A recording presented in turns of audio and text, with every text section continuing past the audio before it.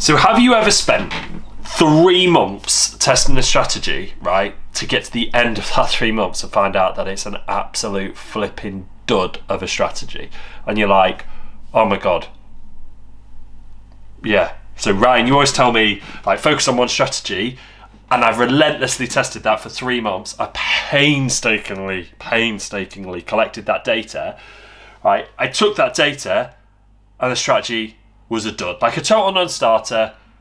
Watch this. I'm going to show you what to do, okay? Now, this was sparked by a member of mine who trades the cricket. They asked me about this. They know who they are. They're watching this video. They spotted that what most people would probably do, and I don't blame them, is do one or two things.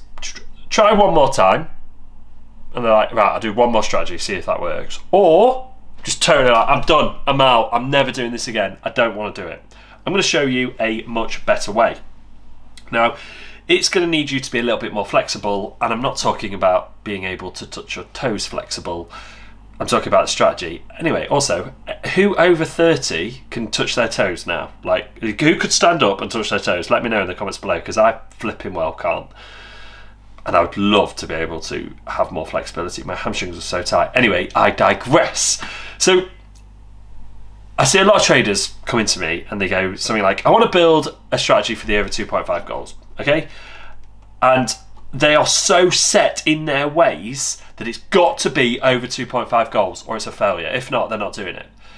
Now, I've said for years, there is so much gold in failed strategies. Like, give me your failed strategies. I sound a little bit like the highway rat there. You can tell what I've been reading. Give me your failed strategies. Give me your chocolates and chews, okay? Because there's so much gold in there. Because if you weren't so stubborn, right, and strict, you might find that in that idea of a strategy, you had a 5-star strategy on another market. And I say this from experience, right? Not just from my strategies, but for other people's. So I actually did create a strategy over 2.5 goals. Now, when I'm creating my strategies, I always follow the Super Trader framework, which I've given you free on this channel. If you want me to give you the document with everything in, comment Super Trader and I'll give you it. Now, what I've done there is literally break down this process. My very, very first version of it is always version 1.0, okay? I know that the end version isn't going to be 1.0, it's going to evolve, okay? So this started out, version 1, over 2.5 goals strategy. I collected all the data. This thing crashed and burned. Like, it crashed so freaking hard, it was just ridiculous, okay? It was just ridiculous. But right there, in that spreadsheet, a tired-eyed Ryan, with my spade, digging for something, I found something, right? I was like, hang on. The games that don't finish the same at full time as they were at half time, this is interesting. Bombed it downstairs, grabbed myself a new coffee, was like, right, sipping that away, here we go. So that allows me to then check that data because I've collected data, not just related to my initial idea. I've gone around that, and I'll tell you a little bit in a minute how to do that. But then what that allowed me to do was just sort of look at that. Now, the first thing you're going to go is, yeah, but you don't have the odds for that. No, I don't, but I have the strike rate. Okay, so I had the strike rate of that happening, which was 85%. Okay, so now I don't need to track for 300 games or 3 months to get a feel whether I should spend some time tracking that, because I already know the strike rate. So what I did was I looked at 10 games and got the average of those odds. The average was 3.5, okay? So I know to be profitable, I need a strike rate of 72% on that, just over 71%, round up to 72. Now, I know this strategy. I don't have the odds for it, but I have rough average odds, and they're going to be similar, okay? They're not going to be way out.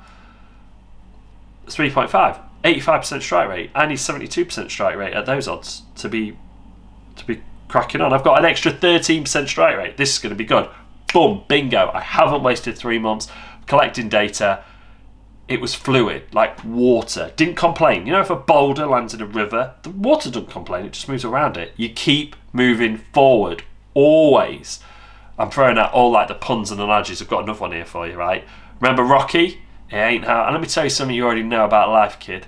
It ain't how hard you hit, it's about how hard you can get hit and keep moving forward. I love that YouTube speech. You can apply this to your own trading, but how?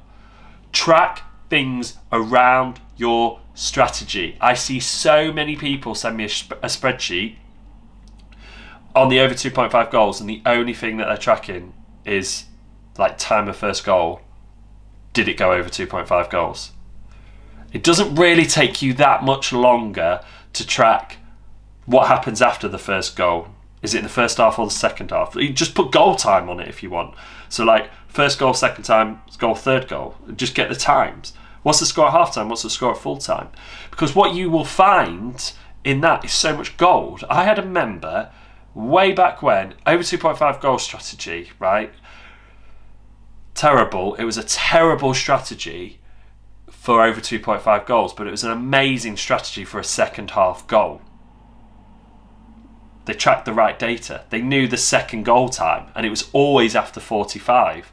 So it's like, okay, great. And actually, it was way after 50. So they then got a later goal strategy. So they had so much value based on tracking the data. So that is what you need to do when you're testing your strategies. Yes, I know I advocate one strategy, but version 1 of that strategy and 2 and 3 and 4 are going to be totally different. They're going to be so different if you track the strategy, and if you track things around that strategy. It's also going to mean you're not going to waste your time. So like I say, on every video, I get towards the end of the video and I give you a word to comment. You comment that word, it builds this sense of community. I know I have a paid community, but you are watching this, you are still part of my community, whether you pay me or not. I don't treat any of you any differently, and I actually love the fact that we have so many people watching these videos. So, with that in mind, today's word is Rocky. I want you to comment the word Rocky below. Also, tell me what you got from this video. Like, what was your main takeaway from this video? What did you learn? And I will be back very soon with another one of these videos. And now I'm going to lean forward, probably going to see my tongue stick out as I end the video. No, I'm not going to edit out. Okay, deal with it.